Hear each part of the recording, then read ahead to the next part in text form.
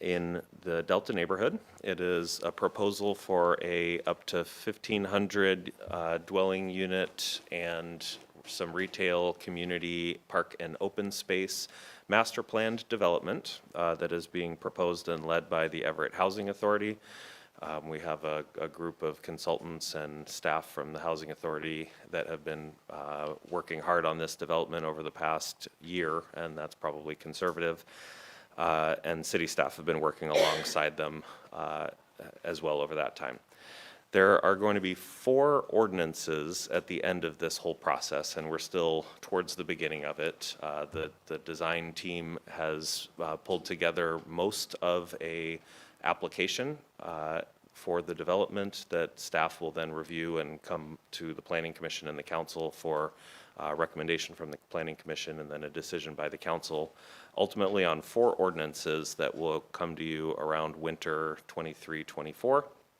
And those would include a planned development overlay, which is a mechanism for setting zoning and development standards that differ from the ones that apply citywide to a specific master planned development. It needs to be consistent with the comprehensive plan.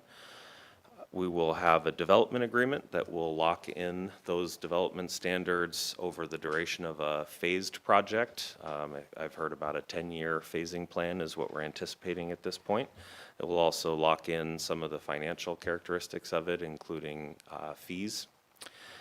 And those were 2 of the ordinances. Plan development overlay sets the development standards. Development agreement is binding on both the city and the development team. There's a comprehensive plan amendment that is, you will hear more about that in a couple of weeks with the specific amendments through the comprehensive plan update process. So we opened a call for applications for specific amendments to the comprehensive plan and development regulations over a 7-week period that ended about a month ago, I believe.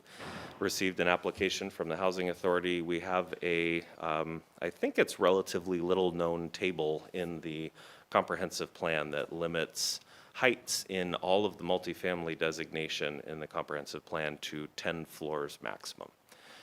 Zoning implements the comprehensive plan. We have a variety of zones underneath the multifamily designation, UR3, UR4, and neighborhood business, I believe they are.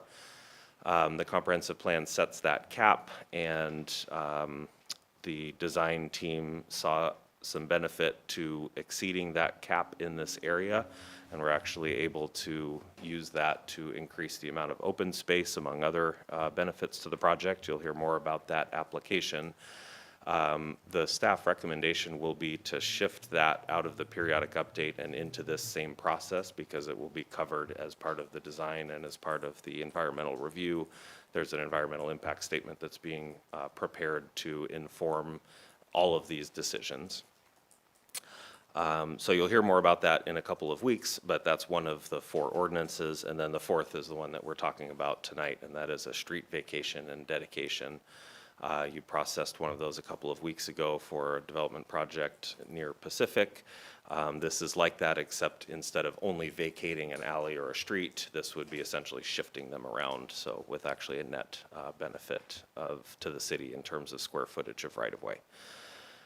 Hopefully I haven't just done the whole presentation there as I was ad-libbing some background and information. So to pick that up and carry it forward, we've got Dave Rogers on the civil engineering team and Olivier Lando with Everett Housing Authority.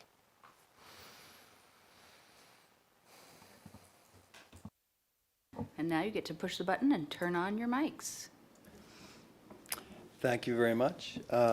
We're here to add to a little bit of the background that you're very thoroughly reviewed, and to answer any questions that you may have as we move forward.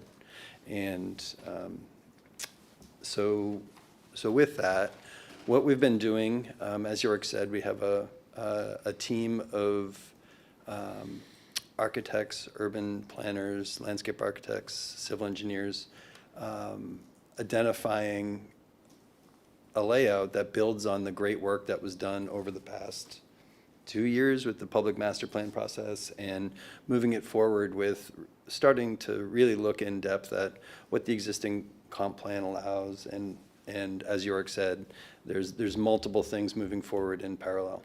And tonight, we're here to talk about the vacation dedication and where we are in that process in coordinating with city staff and looking at the different modal needs and utility right-of-way needs in order to support the project and the other lifting that these streets do and the rights-of-way do for the utilities, movement of people and goods, emergency services, and those sorts of, and access to, we'll talk a little bit about potential access to neighboring properties. This diagram is an overlay of the existing rights-of-way, and then which will be completely vacated. And as York said, there are some shifting of rights-of-way and some widening of rights-of-way. So starting on the west, Poplar Street carries buses and bikes on the street and has some narrow sidewalks. In order to bring that up to standards, that's required to be widened.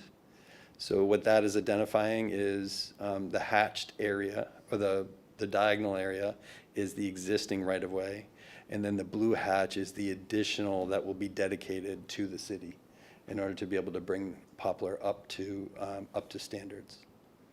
What is indicated as Delta Drive would be a new east-west connection, and there's a small asterisk next to that of working with the council and potentially the public and identifying what some of these new streets might be named.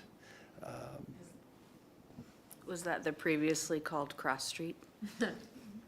Yes, that was. So with that is a complete dedication of a new drive, east-west. And crossing through those two blocks with the X'd-out areas, that is an existing road that would be vacated. While I think of it, I guess before we get too far away, streets are usually east-west, aren't they? And yet these are all given as they run north-south. And then the drives sometimes, have we got a weird wrinkle here, and do we care?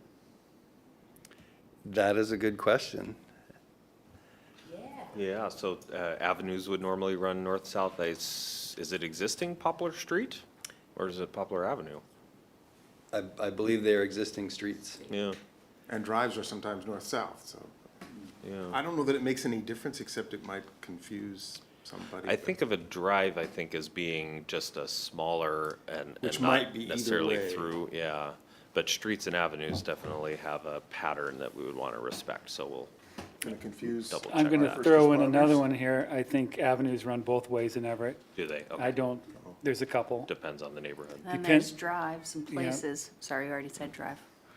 We're an old city with a lot of tradition, and these names were given a certain way, so. Yeah, and I guess the question then, from your background, is are there potential problems for first responders or anything like It's that? a very simple system, the grid system in North Everett, so. And the street versus drive versus avenue, not, okay, Right. done then, thank you.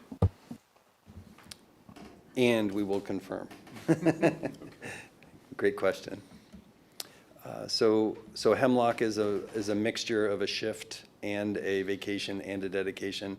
As you can see, the existing rights-of-way are quite narrow.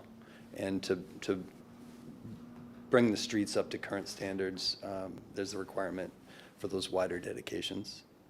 And then First Street is the existing First Street would be completely vacated, and there would be a new First Street dedicated. And the unique part of the new alignment of First Street is it is close to the east property line of Everett Housing Authority's current property. There is no current redevelopment south of First Street.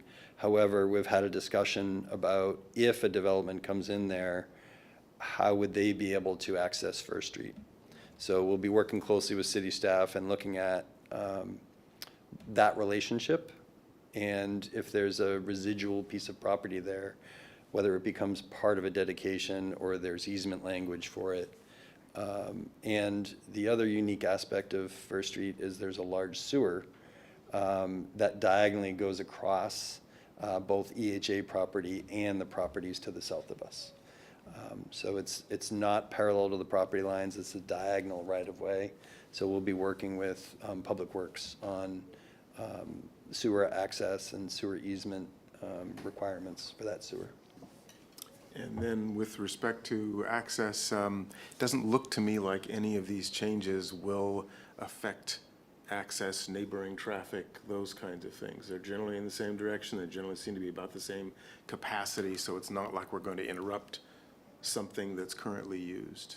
That is correct, and that was a great segue to the slide that Olivier just went to. It's, in looking at these, we've been talking with Public Works. A lot of these intersections were T intersections, and they will be T intersections. So to your point, we aren't changing the neighborhood connectivity, or the direct connectivity of vehicles. The First Street is an improvement in being more in alignment with continuing to the south. And it moves it a little bit closer to the edge of the park. We show a slight widening of 14th in the east-west there in order to widen the sidewalk and to provide, again, a cross-section that's more towards the city's current standards. One thing that I wanted to flag that I think Dave may have is down on the map, which is east, I believe. You see the cul-de-sac and another, I don't know what you call that, sort of a cul-de-sac, just the bulb, and those are duplexes around there. Currently, those all take access from that cul-de-sac. There had not been a right-of-way to the west or up from them, but this would provide one. In the interim, which could be a very, very, very long time or even forever, there would be a landscaped strip that would abut those properties and their fences. But should those properties ever redevelop, the ability would be there to potentially vacate the cul-de-sac and turn those properties towards First Street.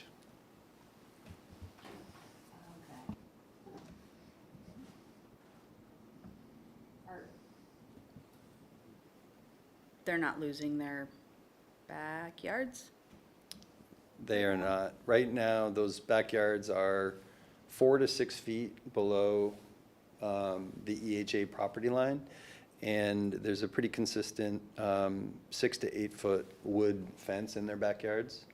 And it follows the property line, and we're not proposing touching their fence. Okay.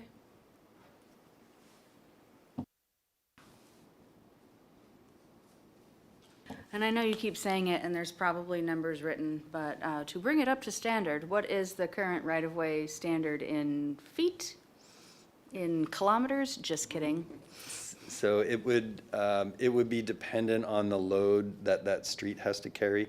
So for instance, Poplar, we are proposing protected bike lanes. And by protected, you mean paint or actual protection? Paint is good, That is- but then there's actual protection. We are in discussions with Public Works staff and the people that run the street sweepers as to the configuration and treatments along Poplar. So with that said, we have a lot of tools in the toolbox. So we'll be talking with maintenance. We'll be talking with the bike ped coordinators, with transit. So there's currently a bus stop along Poplar.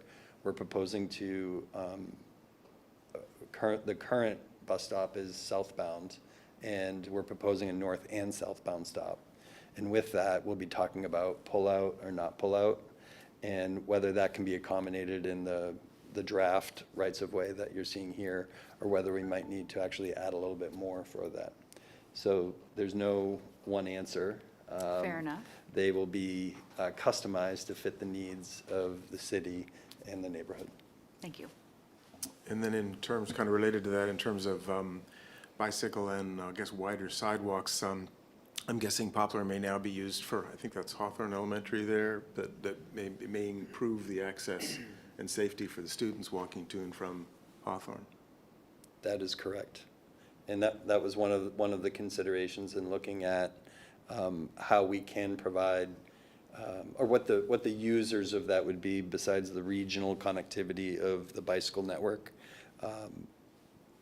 Identifying that kids will be riding along that and taking that into consideration in the maintenance and the methods of protection for those expected users. And then maybe it's not really part of this vacation question directly, but the east-west 12th there, I'm not sure about, I've walked that, but I don't remember about sidewalks and street width or congeniality to bikes and pedestrians on 12th. Great question. So Public Works has been extremely responsive in talking about the immediate needs and the future needs. EHA also owns the property on the other side. So in the long-term needs of the city, there's an opportunity to gain additional property if it's needed on the other side.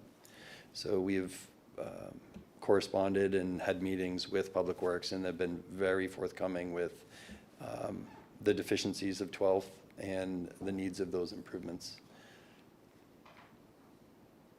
Thanks.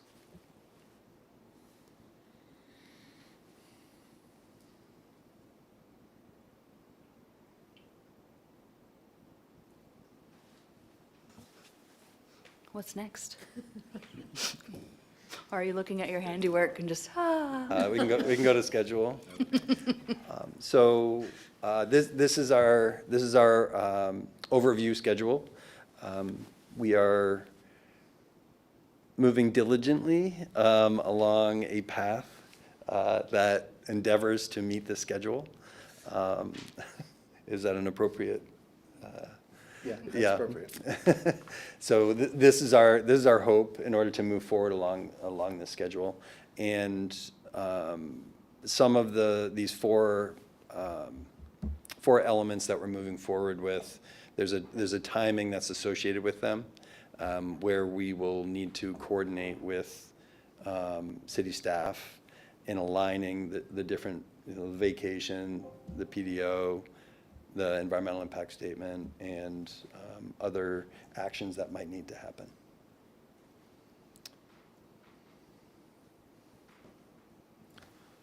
So I think all four of those ordinances that I mentioned could be or should be and will be proposed to you to be for your consideration on the same day.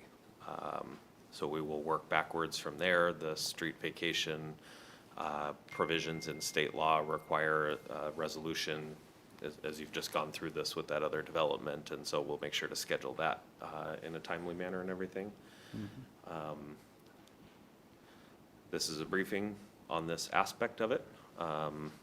We would hope to hear of any, we're continuing along with the design, and staff have not yet done a full review on the development application. I don't think it's been formally submitted in final form, but we're reviewing drafts right now, so there's things that we'll pick up on through that. But Well, one of the somewhat related question, because it has to do with the widths of the streets and then the density and the open space and that sort of thing.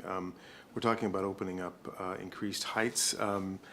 What's your best estimate right now of the heights of the buildings that would be there, the tallest buildings that would be on site?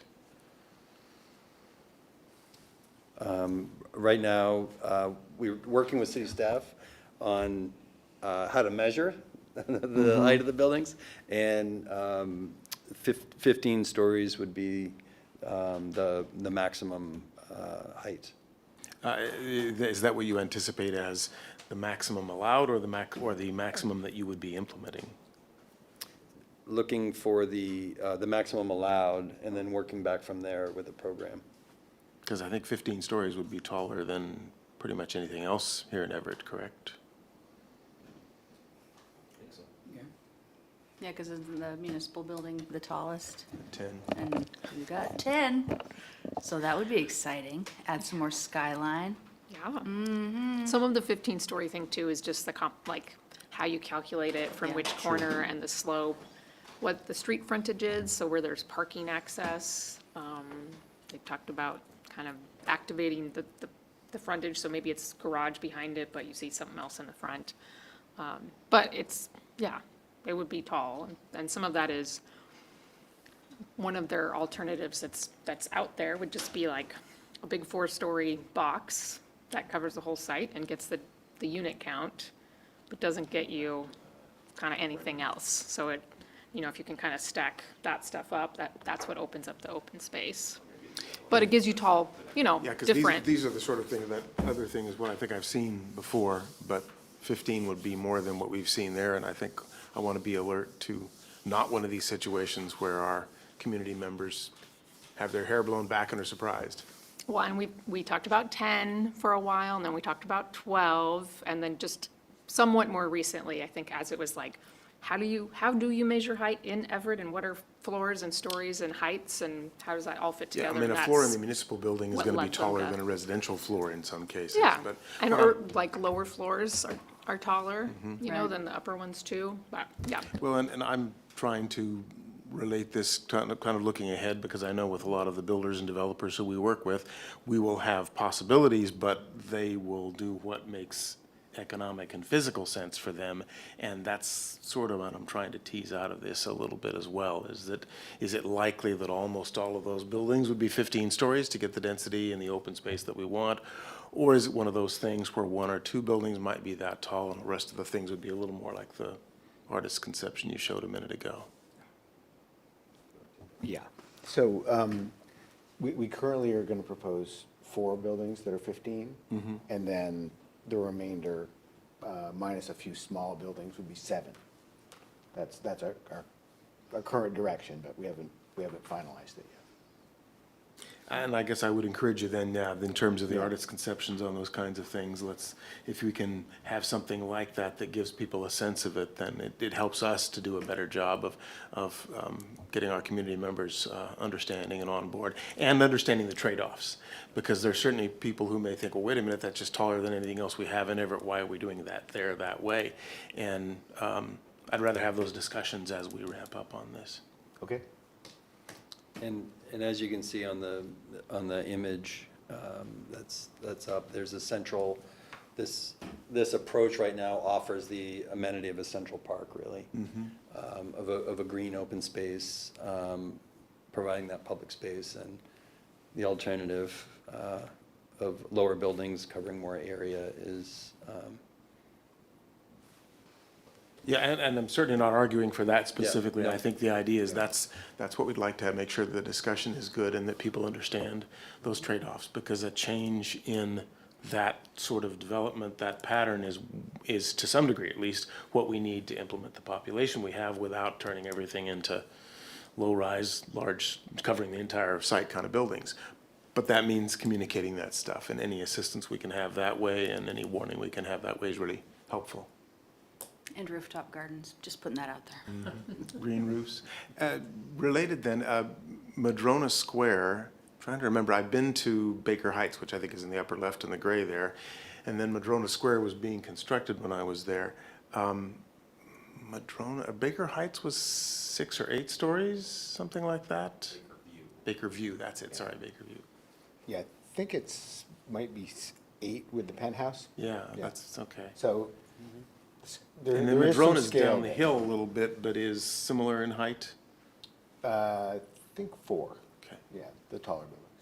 Yeah. okay. Can I bring it back to the ordinances for a second? Since 4 are coming by, and maybe you said it at the beginning, but I wasn't getting it all. Is each ordinance for like each street or something? Is that why it's 4? No, the 4 ordinances are the comprehensive plan amendment for the table for the maximum height. Plan development overlay, which is equivalent to a rezone, which will set specific standards for this master plan development that will depart from our citywide regulations. And in fact, a lot of them that we've seen so far are good ideas that we're going to take into account as we're looking at our citywide regulations. So comprehensive plan, development overlay, development agreement is a contractual instrument, both directions to fix this for the life of the project, and then the right-of-way vacation dedication. Okay, you did say all of those things, so thank you for repeating. And I guess, you know, to your point and to the communication of the latest design, this is something that we've all been working, well, the team has been working hard on it. We've been hearing about it Yeah. on city staff. We're close to finalizing an application, and what's your schedule for rolling this out, the latest and greatest design to the public and everything? Would it be at the point that you deliver a complete application package? Then obviously that would be public and made available. Is there anything else on the schedule? We don't have another public meeting set up immediately. I mean, obviously, we'll present to you guys again. Mid to late summer, we will submit our proposal. Yep. Excuse me. And the design is largely what you guys saw the last time we presented. So there's some adjustments, and we're working with building massing to get things to fit. And we're trying to shrink footprints even a little bit more to create a little bit more open ground space. So that's kind of where we are. EIS. We have a comment period too. Yes, there Yeah. will be, with the planning commission phase and the council phase, there will be public hearings. The EIS will have comment periods and mailings and everything, and we're maintaining a website, webpage, both on the city side and Everett Housing Authority. But we will think of how else to publicize that. I think you have an interested parties list and Yeah. keep them up to date and everything. so. Right. And we actually have a website as well. Yeah. That's public. Yep. That shows progress, shows at each incremental milestone, we post stuff. So Yep. in later this summer, the full details down to the width of the signs on the canopies and all of that will be available. And I will point, the other asterisk is for Poplar Park. So the naming of the Central Park as well as Delta Drive. Well, that brings on a whole nother slew of stuff, because most recently we named Emma Ewell Park, and that had a big thing to do with rules and such. And I wonder if within your area, if it's your decision to name the park. I mean, you know, your being not ours, but somebody else's. It's not the city's job. It's because it's not a city park. It's, right? That is It's- correct. Yeah, Yeah. okay, then. Although we're collaborative though. I mean, You get first Yeah. right of refusal, Yeah. right? Thank you for your comment, Yeah. and we're not going to call it that. Or that's a great idea. Yes, yes. Moving on. Well, I think, York, does that handle then, oh, sorry. So York, that handles the briefing we'd intended, and I think we've covered what I expected.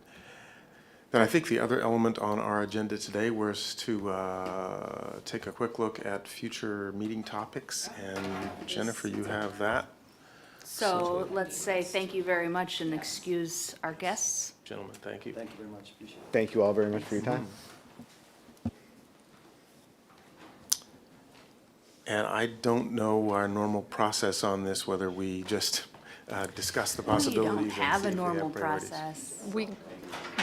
We usually review what's on that list, and then if there are things that are on people's minds, we talk about those. Yep. I've been meaning to connect with Public Works on the bike facility types briefing, although that is something that Councilmember Ryan asked for the whole council to hear. I don't know if that, I mean, we can always do it here and share the recording with them too, but, For the bike master plan? yeah. So because of the Yeah. recent bike projects, I Right, think right. there's a couple new kinds that have been implemented. You know so- what'd be good was really just, because it's a big plan, Yeah, is really just cover the next phase. yeah, Because I think if you covered the whole thing, things that are going to happen 2 or 3 years from now, people, we may change or they're going to forget. So maybe you just cover the first part. Or what's next. yeah, sort of the next Yeah, and maybe year or two here, or something. and then a quick briefing in council, just so we know that the message, just some experience in that area there, just know that the message got out double time. But yeah, I don't know if it cover the whole plan, not the 243 pages. I think I was thinking that it was more like this is what a sharrow is, this is a protected lane, a buffered lane. There's that thing, I think it's, I don't know if it's Fleming or another But the one that's the, like, it's sometimes a bike lane and sometimes not. Right? It's because it has dotted lines. Yeah, so it's like 2 lanes, but there's a little dash line. Yeah. I watched the video from Canada where they have implemented it.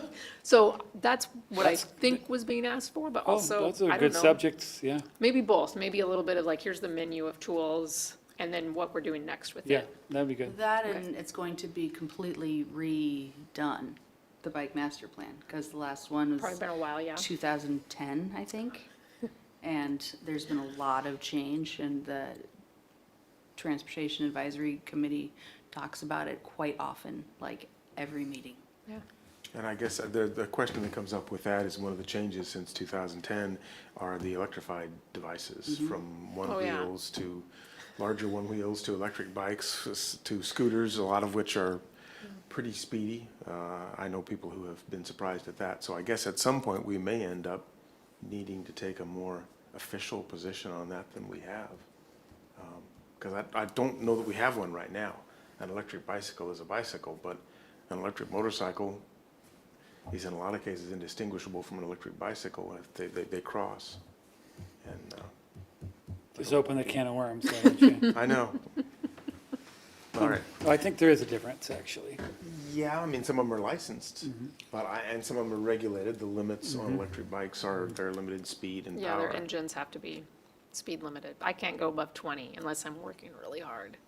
Even then, And I the think thing's so heavy, it just, But I think I saw some that were capable of 30 or so, and I don't know whether that's a rogue thing or whether it's something. I just don't want to be completely behind the power curve in that because it's changing, Yeah. and also our community members may not know what those limits are. And we talked a little bit about Everett Mall Way traffic calming. That's just kind of keeping an eye on, do we want all those lanes that way? I think the main thing that was talked about, at least once before, was the edge lanes being more for turning and transit. And I don't know what way to resolve that. Yorick, do you know the way that's kind of, do we talk with traffic and do we talk with Public Works and planning all together, or?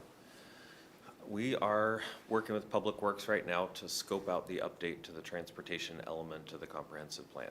The transportation element has the policy basis for our development and maintenance of the transportation system, including Everett Mall Way and others like that. It also has project lists and financing plans and all of that. The functional plans, the bike master plan, freight master plan, pedestrian ADA plans, those may not, just with the capacity and taking things one thing at a time, we may do the broad citywide policy and the transportation element and then follow up with those more specific modal plans. That's what's still under review. That would be the way, that's the perfect venue to And talk about these things. We just got a significant grant to study speeds and all of that. I think we talked about it at the last council meeting, somewhere where we all were. But, no, anyways. yes, you are right. We did get a grant and things are being studied, and then there will also be a whole lot more items on the tip, which I can't remember what that stands for right now, but we just approved that at the last, Yeah, not too long Council ago. meeting. Transportation Improvement Program. that's the Yep. one. So I'm looking forward to that. And I would like to mention, this might go to the safety people, but also built environment, who knows? There was another collision on 100th and 4th Avenue West Avenue. Because there's 4th way up there, and then there's 4th.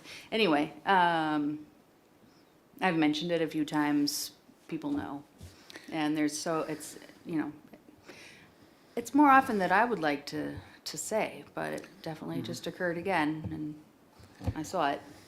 And I'm Well, in the last council meeting, I think that there was a strong message just sent that there is a lot of support for traffic calming.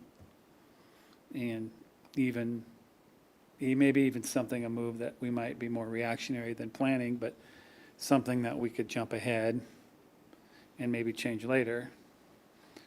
I guess there's an expression of impatience at the last council meeting. I think a lot of us have that in this area. I think only it's because of our communities are a little impatient on the speeds and the traffic.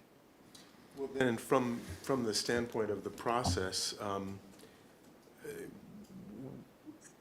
in terms of that plan, is there room in the plan for things that we, as a kind of a parallel path, decide are likely worth a try, likely to be successful, but instead of having the whole process go through that, is there a path where we can experiment, I guess I would say, if we feel like we're not undermining the plan, but trying to take some near-term action? I will consult Tom Hood and Ryan Sass Yeah. on that one. I guess Yeah. that's the point, is if I don't Yeah. want to propose anything or advance anything, especially to community members who aren't deeply in this, if whole families of things that we're going to do are going to cause them grief, but if there are some of those that are lower risk, lower cost, we can take a step and maybe learn something, I think we'd get support for that. I'll reconnect with them, and Yeah, I must have been Safe Community Committee where we were talking about ADA transition plan. Right. And some of our conversation shifted to speeds and just general safety. And, yeah, Tom kind of spoke to that. Yeah. Safe, it's like SSA or S4A or, you know, there's Safe several. streets for all. Yes, yeah. Oh, good job, yeah, I didn't remember, but that's it's like a big, good deliberative study of what's needed, so we can be, smart with what we implement. But, sometimes I understand the desire to seasonally move more quickly. We certainly heard that from the other committee. I'm hearing it from you guys, so. We should, I think, probably get some transportation folks back, both for the bike piece and then maybe that. And, maybe there's specific areas like the Everett Mallway traffic calming or something that can have earlier focus. see just what try they to say. cross Evergreen Way at 75th. Just try it. It's very difficult. Send someone with some sort of special needs or disability, I can't imagine what they have to go through, fear. Somebody's Yeah. watching our meeting. Good. Novel concept. And I guess then, while we still have a few minutes, is there anything, I know there's work going on with respect to the project labor development or project labor agreement work, so. Well, I can just speak real quickly. At the last attended meeting, there was some conversation about putting together some legislation. And then I think that's what the city staff were in the process of doing. Okay. And so we have a meeting coming up on the 20th. Oh, good. Yeah, so sorry, I wasn't listening at all. What the goal was to put together these parameters on how some legislation would fit in these parameters. For But what? that- For the project. Project labor. Thank agreement, you. yeah. Okay, I should Yeah. have been listening. Thank you. No, that's all right. And then the discussion turned to, well, why don't we propose something? And have a version of the legislation discussed in the committee before it comes before council. Okay. All right, so we'll look at that.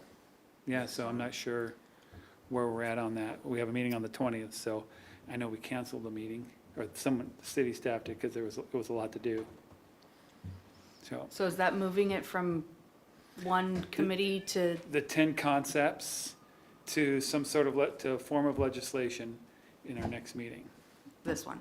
Or the PLA? The PLA, the mayor's PLA Oh, okay. And committee.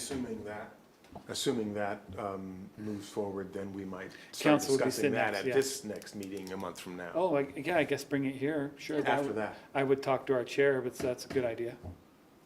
I'm just seeing it there. It's and- been on, Yeah. it was put on this committee, when you guys formed them, Yeah. so. Probably would want a couple of representatives doing that presentation, one from city staff, maybe Yeah. one non-city staff member would be good.